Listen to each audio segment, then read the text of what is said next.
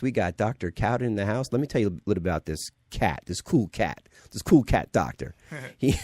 Dr. Lee Cowden, MD, H. I wonder if H is for something. We'll have to tell us what that is. Honorary, maybe. Is chairman of the Scientific Advisory Board and professor of the Academy of Comprehensive Integrative Medicine. You can reach him at ACIMconnect.com. Since 2008, he has a U.S. board certified cardiologist. He is a USA board certified cardiologist and an internist who's internationally known for his knowledge and skill in practicing and teaching integrative medicine. He has co-authored 6 books. Wow. Right? He has the Alternative Medicine Defined Guide to Cancer in 1997. He has 2 cancer diagnosis, What to Do Next. He has Longevity and Alternative Medicine Definition Guide, Create a Toxin-Free Body and Home. Also, Foods That Fit Unique You, which is very important because nutritional counseling, nutrition is everything, and we just kind of blow by it all the time, and we'll talk about that a little bit too. Bioengineering Tools for Wellness, and he has also contributed to several other books and publications. And if you want to reach him, you go to info@acimconnect.com. info@acimconnect.com, or just go to ACM Connect and join free member. And it's they have access to doctors and education, free education or paid education, whatever you want. It's amazing the amount of information they're offering out there for people just to claim their power back. Without further ado, Dr. Cowden, welcome. How are you? I'm doing very well. Thank you for having me on your show. Well, I'll tell you, I hate to tell you, but your bio does not do you justice.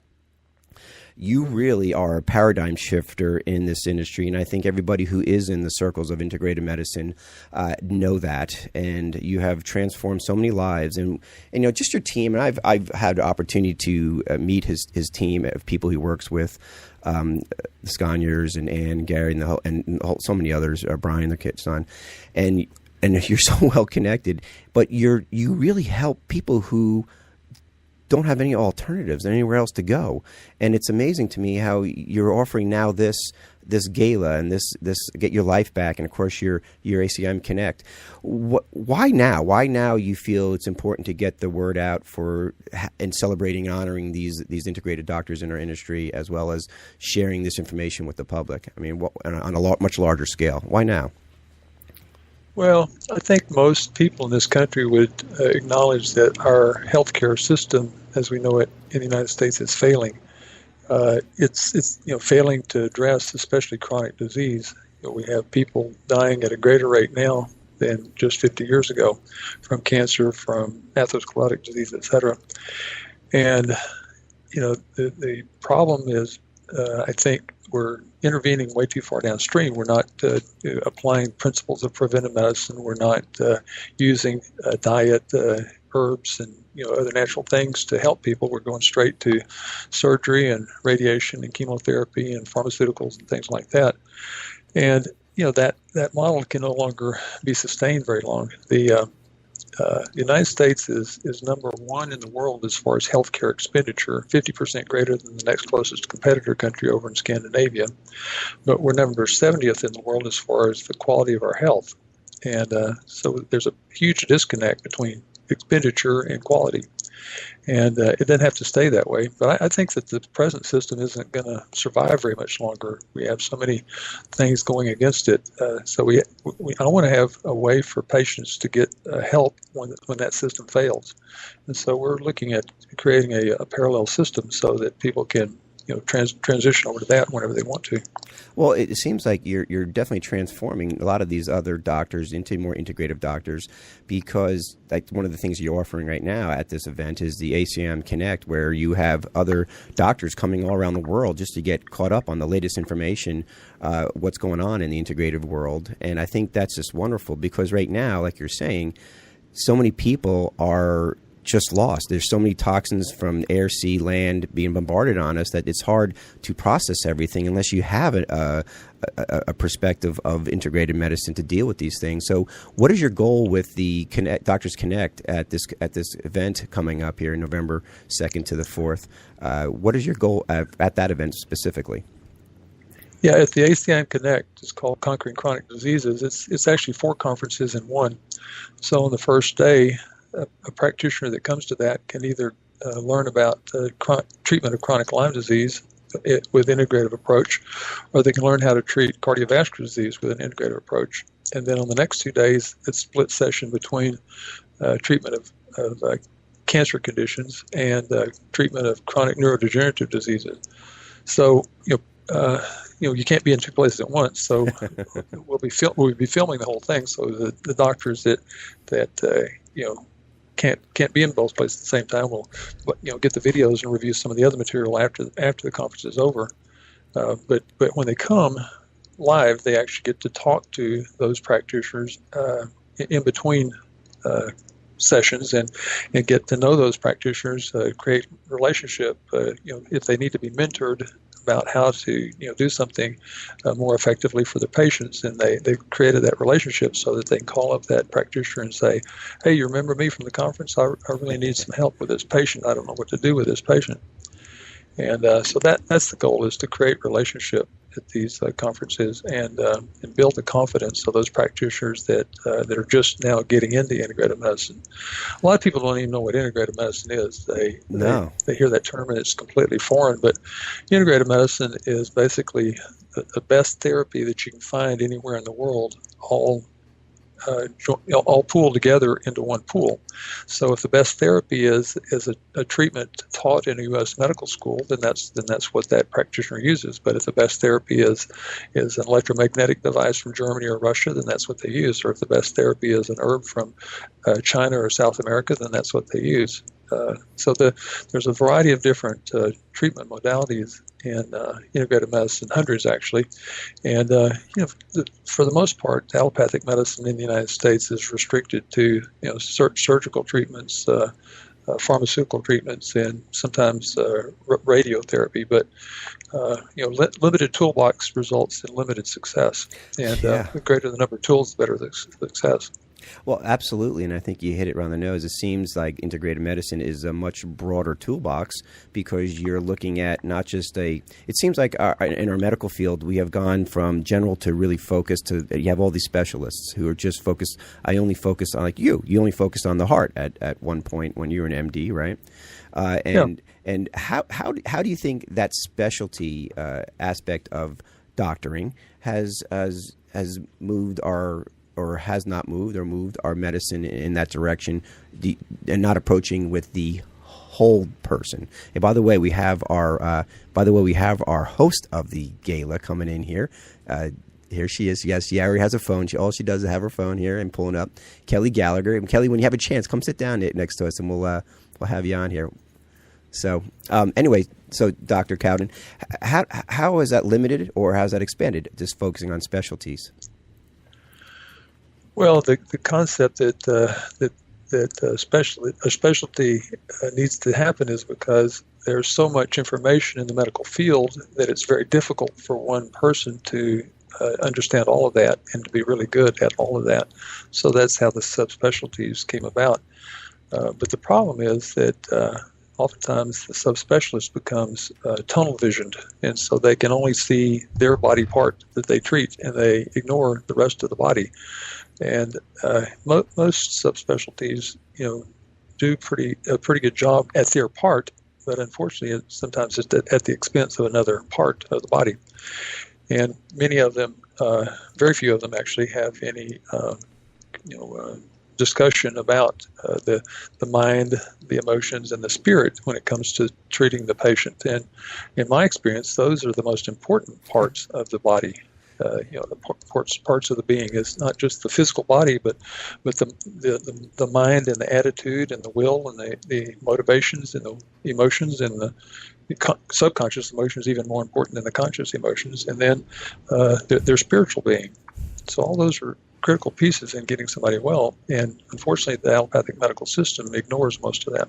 Dr. Cowden, do you think Yes, ma'am. the number one tool I think that you gave me was that plastic baseball bat and the pillow?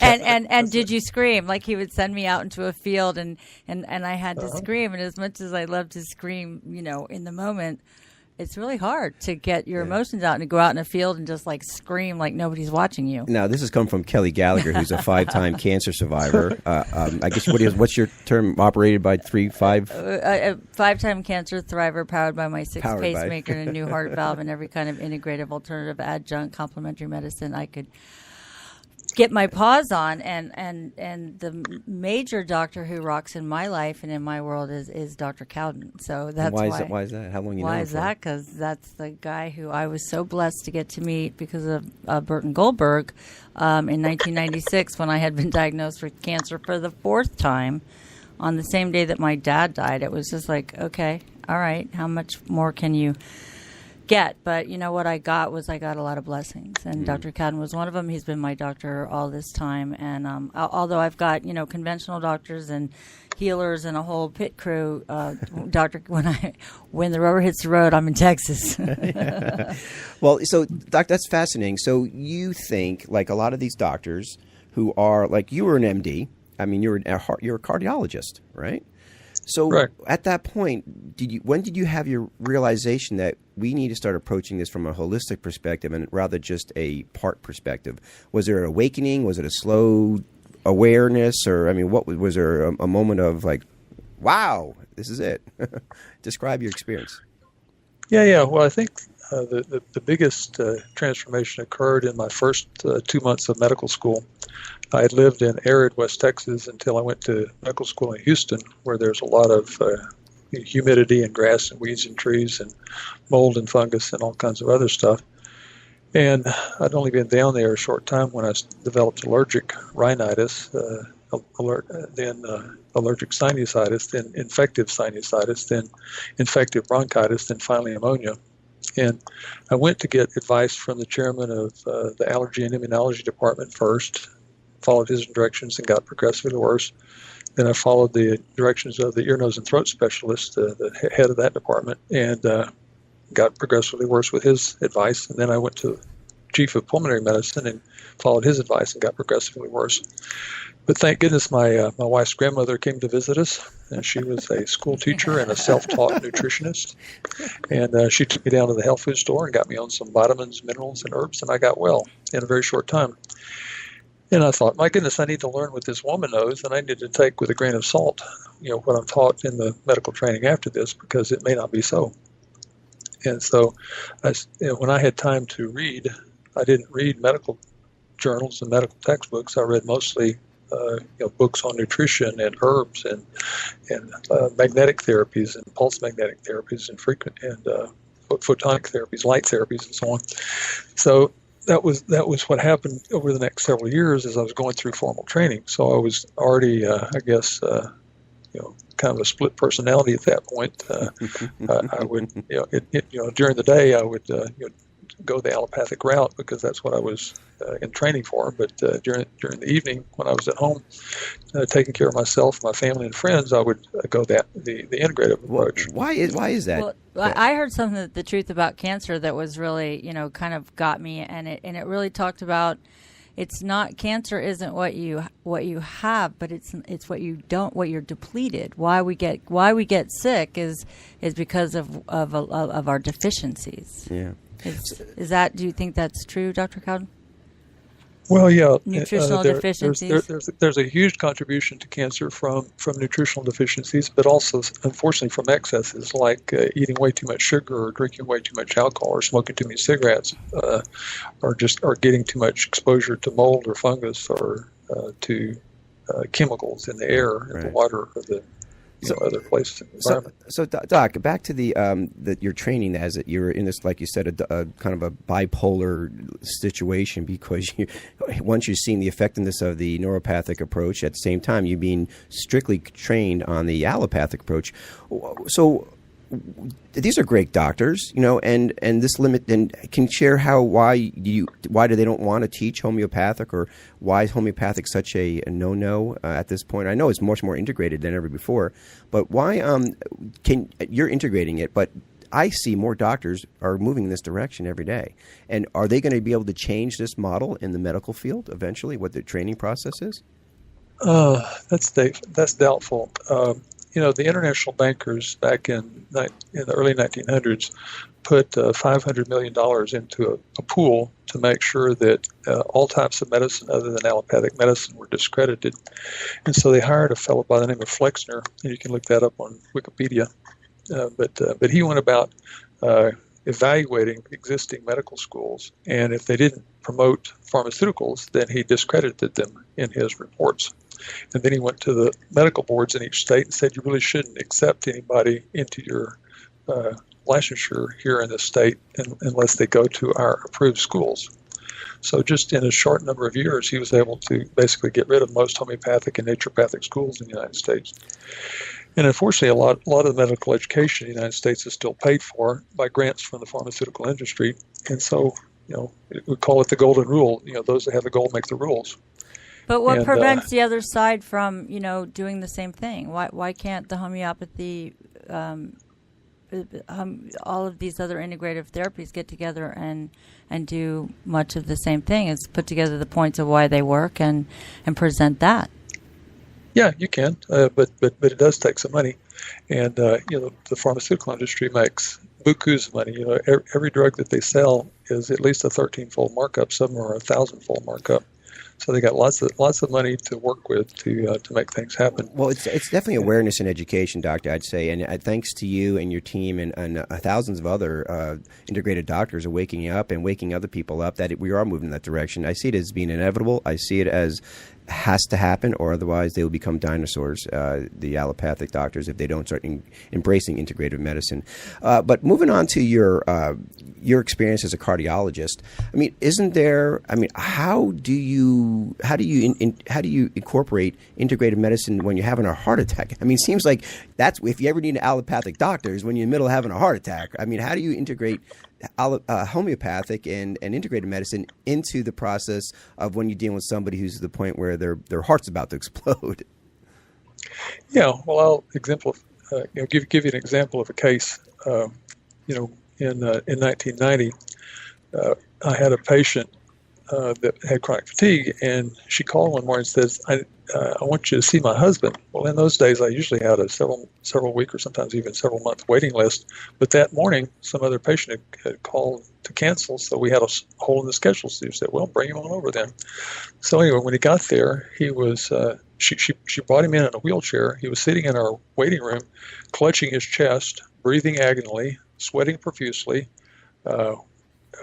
with excruciating pain in his chest and going down into his arm, and his lips were blue and his fingertips were blue, and so we got him around into the room where we had electrocardiographic and echocardiographic monitoring capability. We put him on oxygen, started an IV, which is the allopathic part. We gave him some nitroglycerin, that's the allopathic part, and then we put a magnet in his left pocket, which is the integrative part, and then we did, TKM, what we call the King method, or it's similar to Jinshin Jitsu, but it's a light touch, hands-on technique to reroute the energy from the heart meridian into the back, and then in about 5 minutes, and while we were doing all that, we did an electrocardiogram, which showed that he had heart attack, a huge heart attack, not a little heart attack. It was affecting 9 of the 12 electrocardiographic leads. And the echocardiogram showed that his main pumping chamber, about 60% of it was just quivering, not even contracting. And so we got all the symptoms stopped. And when we got the symptoms stopped with our natural approach, we repeated his electrocardiogram, which had normalized. He repeated his echocardiogram, which had gotten a whole lot better. And I said, you need to go to the hospital. So he said, no, I'm not going to go to the hospital. He said, I don't have insurance. I don't have any savings to pay for the hospital. I watched both of my parents die agonizing deaths in the hospital. I'm not going. I'm going to go home. I said, but you almost died from a heart attack. He said, I don't care. I'm going home. So anyway, we put him, gave him a list of supplements to take and dietary changes and so on. And I asked his wife to call me every morning to give me a progress report. And each day, his physical activity was increasing without chest pain. And by I think it was about the 4th or 5th day, he was walking around the block with his wife. And so on the 9th day, he called me up and said, I got to go back to work. I said, you can't go back to work. You almost died of a heart attack just 9 days ago. He had a physically demanding labor. job. And so I said, come over to the office, I'll evaluate you. He says, is it going to cost me anything? I'll evaluate you for free.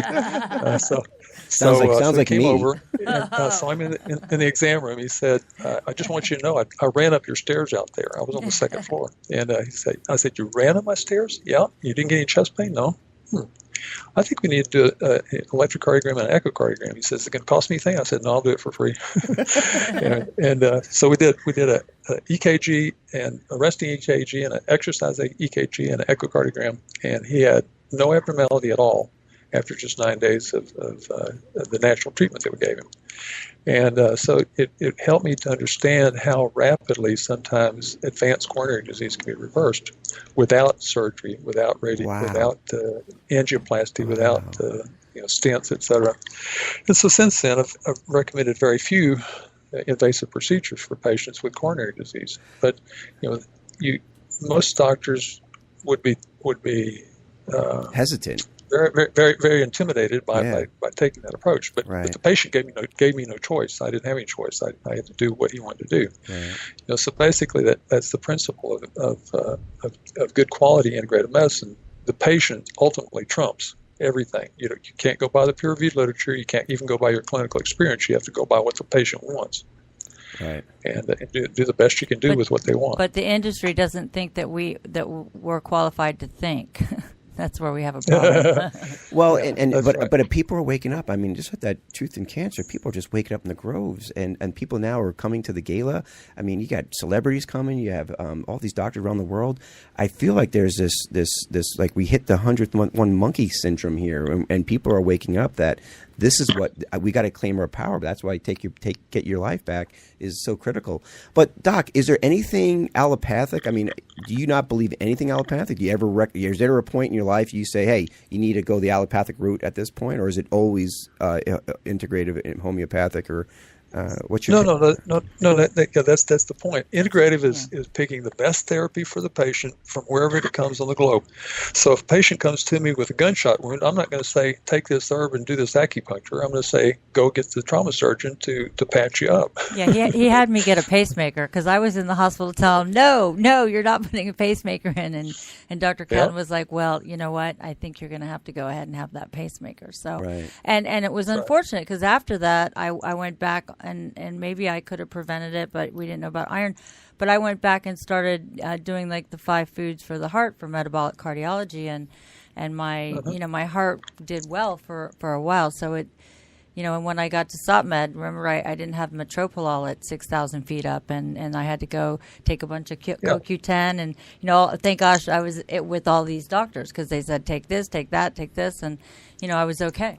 Well, it's fascinating because it's scary for people, especially when the middle of a crisis or a trauma such as a heart attack or you can't breathe or a stroke or whatever the case may be, to let go of this old conditioned this old conditioned way of our medical model of cut, prescribe, and burn, to first look at perhaps less evasive or less side effects or no side effects types of process here. And it's scary. It's almost like a mentality that you're trying to change because we've been conditioned to first go immediately to I always say bombarding our body with a potential solution rather than let your body tell you what it needs.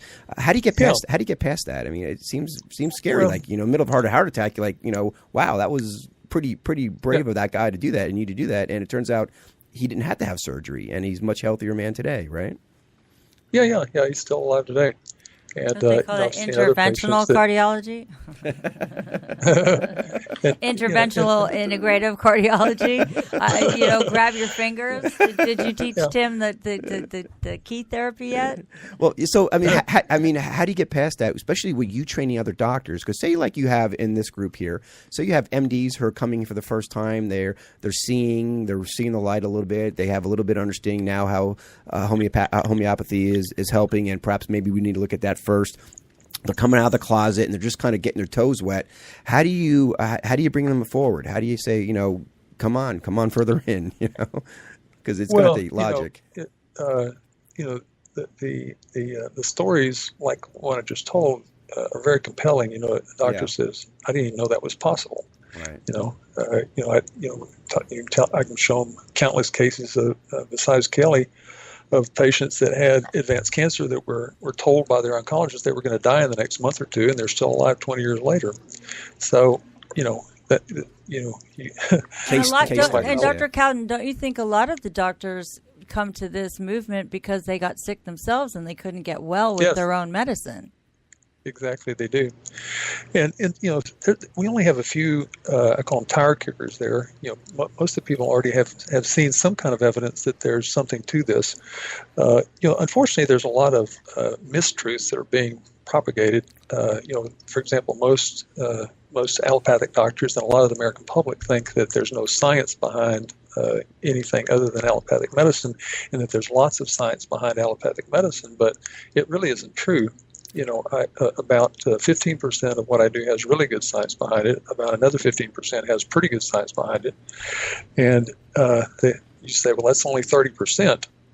But in 1978, the Office of Technology Assessment, a division of the U.S. government, determined that of all the procedures done in U.S. hospitals across the country every year, that only 10 to 20% of those procedures have good scientific basis. And when they repeated the study in 1995, it had not changed. When another group repeated the study in 2002, it had not changed. So it's only still about 10 to 20%, even though most allopathic doctors think it's 80 or 90 or greater percent.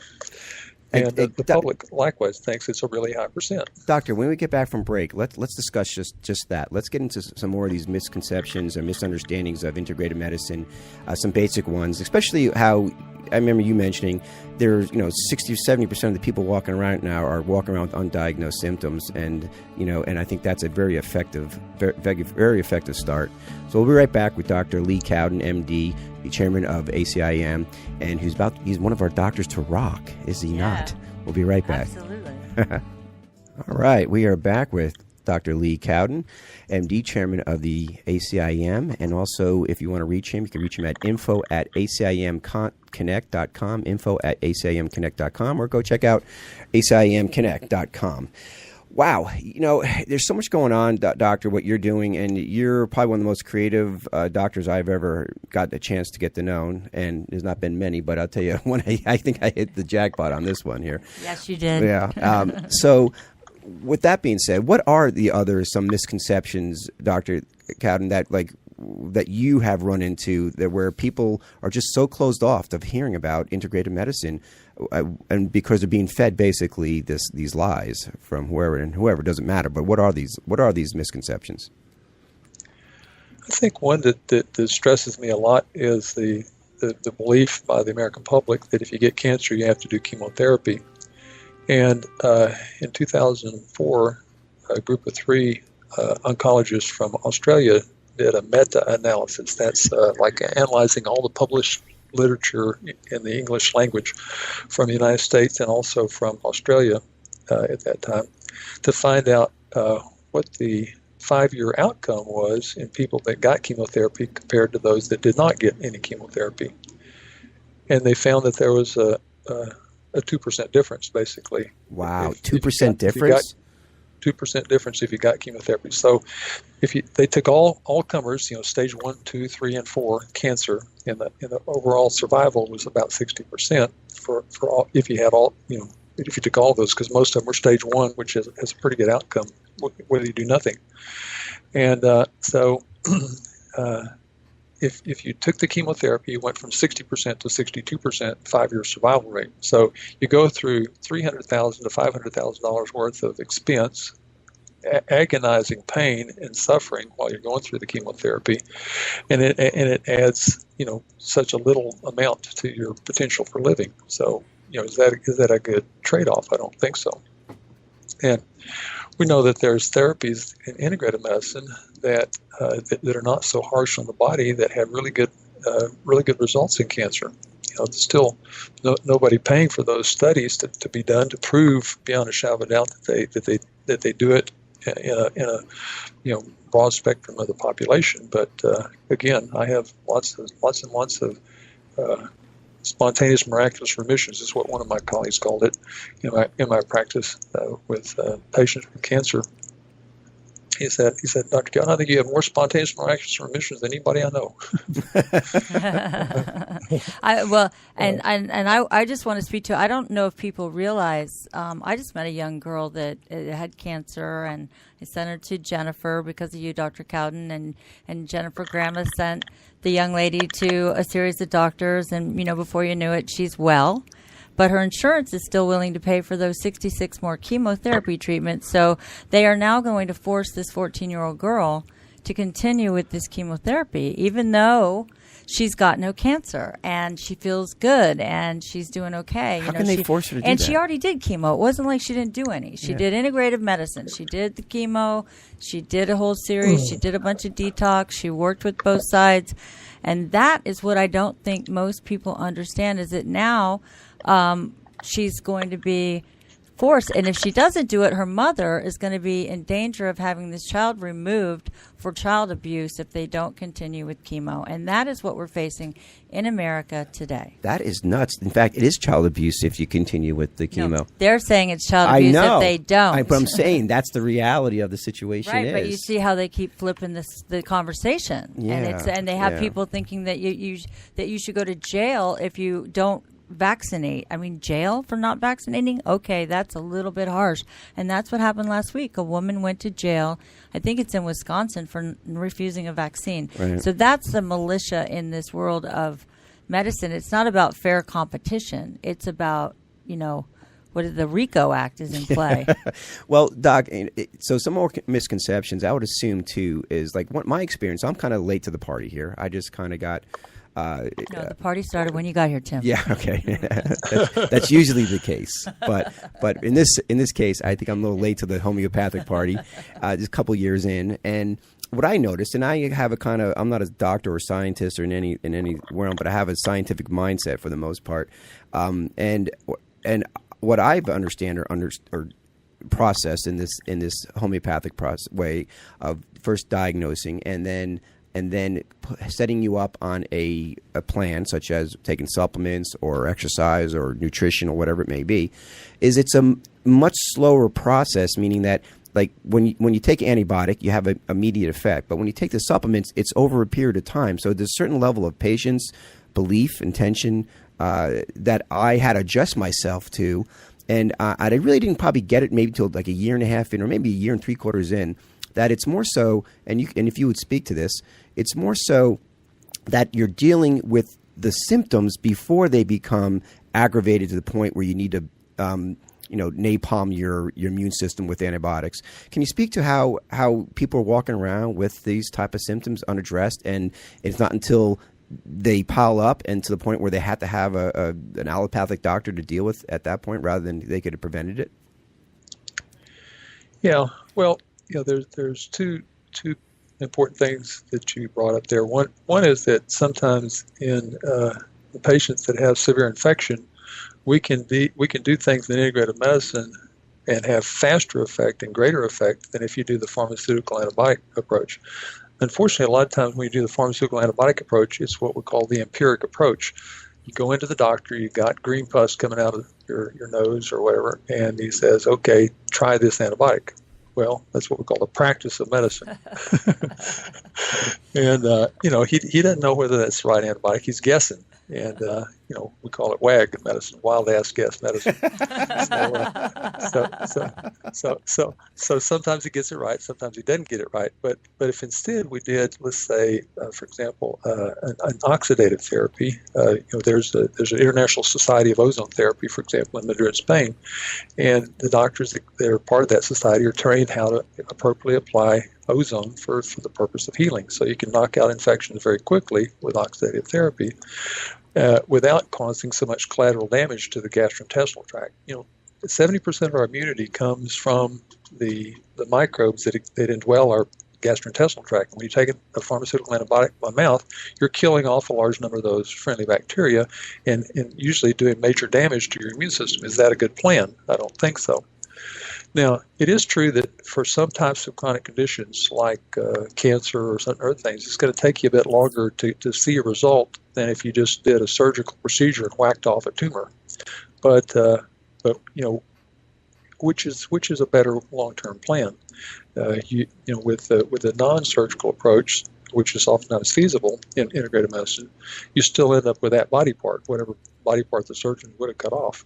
And I had a woman that came, for example, with a breast cancer, and she had a needle biopsy that proved that she had breast cancer.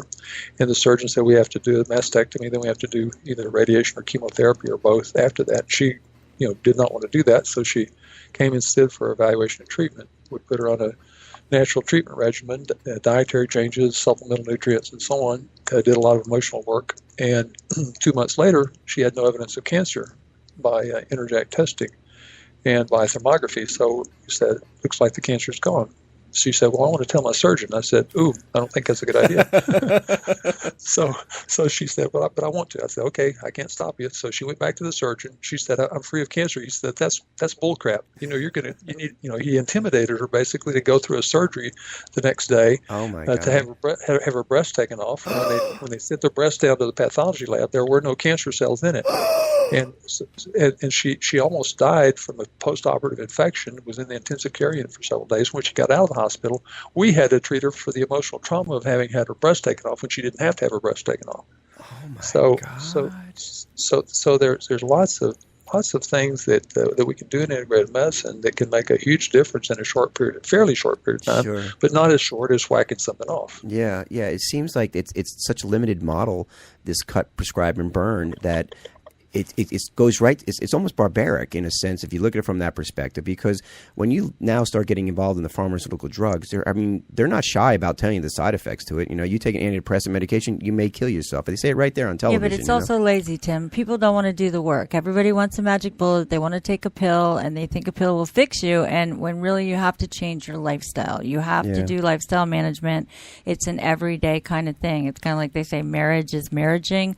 Well, when you shift your lifestyle, you have to, you have to look at sugar. You got to look at drinking. You got to look at like how much sleep do you get. There are all these little things that you can do, and most people want it easy. They're not willing to do what it takes. Right. And so we have developed a culture that doesn't want to do the work or change a lifestyle. Death is the motivator. Definitely. But you know what, to me too, I think, and I believe it's a mindset of shifting from this final crisis to preventative, and that's what I was referring to when I'm kind of new to the party here, is that I'm realizing that I have to make these decisions every day, because it's not that I have a choice to make now, because I realize, and I think more people waking up every day, we're being bombarded by toxins, like I said earlier, from air, sea, land, and we have to, more so now than ever before, have a preventative program. Otherwise, we're going to be moving that quickly to that allopathic doctor immediately because of this crisis that we're experiencing on our health. So Doc, can you share with the audience today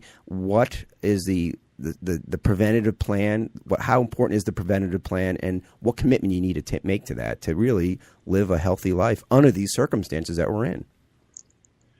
Well, yeah, I mean, it really should be all about prevention, because we can spend pennies on the dollar compared to allopathic care if we just make a choice to do something proactively in the way of prevention. And that includes, as Kelly was saying, get to bed at an early hour, get enough rest, do some physical activity, some stretching, some movement, some deep breathing, do some enough water all day long to hydrate the cells, carry nutrients into the cell, carry toxins away from the cell, eat the right foods, take some supplemental nutrients. There used to be enough nutrient value in the food that we didn't need to take supplements, but between 1935 and 1969, there was a 70% nutrient loss from foods that were grown on United States soil. Oh my God! So, and there's been another. You said 70. You said 70. 70%. You said 70%, or 7 or 70%. Yeah.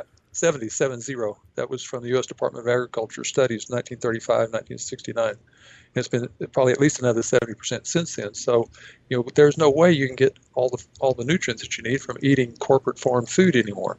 So, you have to go a little above and beyond. But I'm a believer that you ought to grow your own food in your own backyard and a greenhouse if necessary. But if you don't have a backyard, you can do a 4-foot farm in front of a south-facing window and grow enough food for a whole family of 4 in a 4-foot area. So there's ways but people don't know. You say, well, why don't people do something about it? Well, how do they do something about it if they don't have the knowledge? So my main mission is to try to get people educated about what can be done. I would love, for example, in this country, for a large group of people to take up the plan that Dr. Kobayashi developed in Japan back 20 years ago. He said, we'll do a blood cancer screening test on every patient every year, and if their numbers are abnormal, then we'll bring them into the office, we'll scold them about their diet, because they've all fallen off their diet, and we'll detoxify them, we'll give them some Chinese herbs, we'll do a little emotional work, and then we'll repeat their test until it's normal, then we'll put them back onto the annual screening schedule. So he did that with 20,000 patients over 20 years. And during that time, there should have been about 300 full-blown cases of cancer requiring surgery, radiation, and chemotherapy, but there has not been one. I call that, are you on the highway to hell or health test? I had the opportunity to take that test, and I managed to go from like a D to a B in a matter of 2 weeks just by changing a few things after realizing that I had the insides of an 80-year-old. Well, that's preventative. That's the whole point. Yeah, Japan is 95% preventative, 5% burn, cut, prescribe. In the United States is 95% burn, cut, and prescribe, and 5% preventative.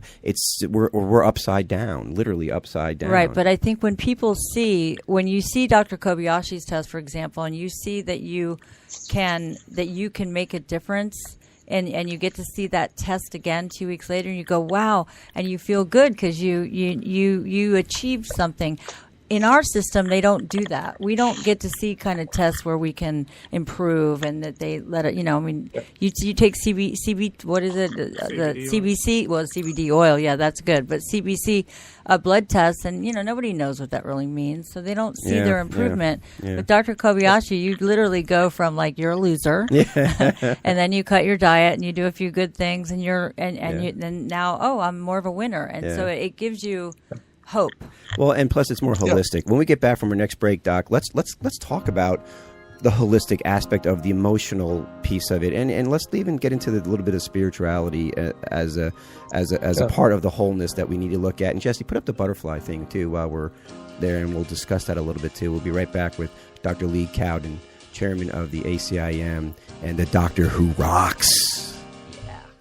All right, we are back with Dr. Lee Cowden, MD, gone rogue and now changing the world, one patient at a time, bringing people into the integrative medicine and really paradigm shifting everything. I mean, it really is a paradigm shifter.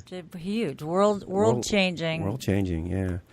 Well, it's an honor to be working with you and putting this gala together, Doctor, and of course to get your life back for the public, and of course assisting and promoting your ACIM Connect. So because it is really amazing to be. It's not easy to be in the edge of collective consciousness, making decisions, going through the wall for the first time. Because as you and thousands of your colleagues understand that when you're the first person to go through that wall, it kind of hurts. And that to me, that's why I think it's a long time coming that people such as yourself and Dr. McCullough and Andy Wakefield and the whole crew have really need to be honored, and the limelight needs to be shined on you all to let you realize that this is our future. This is the logic. This makes sense. This is where medicine needs to go to. The wheel, like I wish, Daenerys in Game of Thrones, you got to break the wheel. This is how we break the wheel. That Game of Thrones. When he said the wall, Snow. I had the wall. You know nothing, Jon Snow. But, and that's kind of where it is. And honoring these people who are doing this, to me, that is the... And guys, this is a one-in-a-lifetime opportunity to come down to Florida November 3rd, 2nd to the 4th, really, the 3 different events. Spend your time. You're going to be sitting at the gala with hundreds of world-renowned doctors who are speaking exactly what Dr. Cowden's talking about, and have a chance to enjoy an evening as well as go through training through Get Your Life Back. And, of course, if you're a doctor at the ACM Connect, doesn't happen every day. No, this is a huge opportunity to really, learn the tips to health and get tools for your toolbox and your own personal power health plan. I think Get Your Life Back Now is where all of these great doctors who will be teaching each other across the hall are going to come out one by one and share what they know with all of and us. What an honor for United Intentions to be one of the title sponsors there. I just really can't say enough, and thank you, Doctor, for that as well. Doc, so what role does spirituality play in medicine? I mean, how really can you even quantify that at this point? Because at some point you go past your five sensory self, and you have to go in this more of a multi-sensory self, I would assume, to even try to incorporate that into medicine. I mean, what's your take? Well, Larry Dossey wrote a very good book called Healing Words, and there's many scientific studies, blinded and controlled studies, where they found that people that were prayed for while they were in the hospital, whether they had cancer or cardiovascular disease, had shorter hospital stays, fewer deaths, fewer cardiac arrests, less complications than people that were not being prayed for on a regular basis. And so there's a huge component in the spirituality. A lot of people get spirituality confused with religiosity. Religiosity is very complex because it's created by man, and every man's got his own opinion. But spirituality is very simple. Spirituality is a connection with the Creator, and you can see if you're looking at the butterflies on the screen that there is evidence of a Creator, because you couldn't have 36 different butterfly wings from 36 different species of butterflies evolve out of pond scum. They had that's what we call creative design, specified complexity, and so that's just one of thousands of proofs of the Creator. So the relationship with the Creator is our spirituality. Right. The relationship with the Creator is strengthened by forgiveness of others and self, is strengthened by gratitude toward the Creator and toward others, is strengthened by unconditional love toward the Creator and toward others, and is strengthened by mercy and grace. And so spirituality is very simple.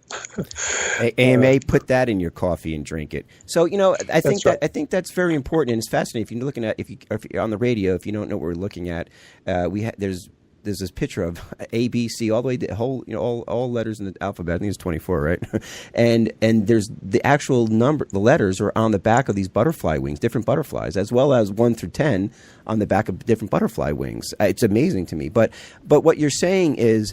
What about every other language? Do they have butterflies in every other language too? It may. Who knows? I mean, that's what Jesse said. We see Chinese symbols on that. Right. But in reference to what you're saying, in reference to the spirituality, because I do believe when two more people come together in prayer at the foundation, we have we call it intentions. But at the same time, you have gratitude, and there were two more people come together in united intention, right? But the point being is, there's an emotional aspect of medicine that's not being addressed on a daily basis with doctors. In fact, usually it's stressful emotional attention. You got 15 minutes, You're in and you're out. How do you incorporate emotional therapy with this type of integrated medicine? Yeah, well, you need to get off the acute emotions that everybody's aware of as quickly as possible. Kelly talked about an exercise that I have people do a while ago, where you go out to the countryside and shout and pound on the pillow or whatever. But that gets some of the raw emotions out that you're aware of. But the greatest impact on physical health, from my experience, from emotions comes from the subconscious emotions, those that you're not aware of, those that you picked up either in the womb or in early childhood. And so there's a variety of ways to get at that. One of my favorite tools to get at that is EVOX, where you speak into a microphone. The microphone's not recording your words, it's recording the frequencies that are embedded in your voice. Each frequency in your voice corresponds to a very specific emotion or a very specific belief attached to the person or the event that you're speaking about. So after speaking for only 15 or 20 seconds, you can see displayed on the computer screen all the emotions, all the beliefs that are attached to that person or that belief or that event. So the machine takes your own voice frequencies and makes them into a homeopathic-like energy that it delivers back to you through a hand electrode while you're listening to pleasant instrumental music. And that literally shakes loose from your cells the cellular memory. So people that go through that come out of this session an hour later feeling a lot lighter. And I've had psychologists that went through that who've gone through their own psychotherapy for 10 years say that in 1 hour they got better effect from that than they got from 10 years worth of weekly psychotherapy. So it's techniques like that we can make a huge impact on physical health. Wow, that's fascinating. Actually, that a whole new science is developing, and I'm sure it's been around for a long time, but it hasn't got a lot of notice. But it's developing, and this takes into account the whole aspect: the body, the soul, the mind, the emotional aspects of it too. And this is where science is going. And we only have a couple minutes left, Doctor. Anything you want to share where you see science is, or not science, but the medical industry is moving to? I mean, do you see a future? Well, I see a future for those practitioners that are open-minded enough to get out of the rut that they're in from the allopathic training, and seek new treatment choices, new evaluative techniques. We have coming to our health professional conference Dr. Clement Trimpe from Harvard, who's going to describe his research showing that with his evaluation of the eye with an eye exam, that he can predict 5 to 10 years before the allopathic medical doctors know it, which patients are going to develop atherosclerotic disease and which patients are going to develop Alzheimer's dementia. When we know that far in advance, we can actually prevent those diseases. Wow. So why are we not doing that? Yeah. I need to see that guy. Make sure I don't have Alzheimer's. We'll fly him in. So that's just fascinating. And real quick here, a couple of the names or docs that some people may know who are coming to the gala and to the ACIM Connect, as well as speaking. Real quick here. You got a minute. Yeah, we have an amazing lineup, and I don't know how many of the listeners will know all of these, but most of them will know if they have any knowledge at all about integrative medicine. They'll know Joe Mercola, because he has the most visited integrative medicine website in the world, and they'll we got also to know. See him. Yeah, they'll know probably Jonathan Wright, who's had a integrative medicine newsletter for about 35 years.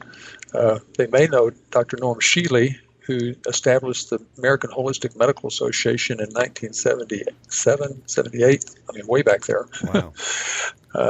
They may or may not know some of our international speakers. We have Dr. Simona Pop from Vienna, Austria. We have Dr. Mario Velonen from Finland. We have 2 doctors coming to speak from Puerto Rico. We have Dr. Will LaValle from Nova Scotia. We have Dr. Ramasamy coming to speak about the external counterpulsation from India. Wow. So we just have an amazing lineup. True world-renowned doctors. Well, Dr. Cowden, I can't thank you enough for coming on and sharing this time and information with us. It's life-changing, and you are really, if you're going to come, all you need is really come to see is Dr. Cowden, really, is most important. Yeah, get in line. Again, you want to reach him, go to info@acimconnect.com or check his website out, acimconnect.com. Also, and go on and join, and he has great information. It's free membership. It's free information. He's really trying to transform the world one patient at a time, and he's doing a great job. So with that, Doctor, we will see you in November at the gala, and get ready to rock. Thanks again, Dr. Cowden, for coming on. All right, Bye. thank you. Take care. Doctors who rock.